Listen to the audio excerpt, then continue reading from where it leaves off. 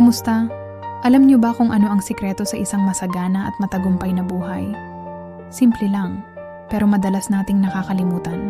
Ayon sa awit 112:5, ang kabutihan ay darating sa mga bukas palad at malayang nagpapahiram. Isipin niyo na lang, kapag nagbibigay tayo ng walang hinihintay na kapalit, hindi lang tayo nakakatulong sa iba, kundi nagbubukas din tayo ng pinto para sa mas maraming biyaya. Hindi ito tungkol sa malalaking halaga, ha?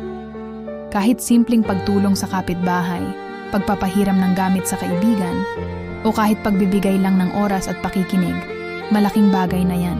Ang pinakamahalaga ay gawin natin ang lahat ng may katarungan at tapat na puso. Kapag ginawa natin itong habit, makikita natin kung paano babalik sa atin ang kabutihan ng higit pa sa inaasahan. Kaya simulan na natin maging bukas palad ngayon. Huwag kalimutang mag-subscribe para sa iba pang inspiring na content. Ingat!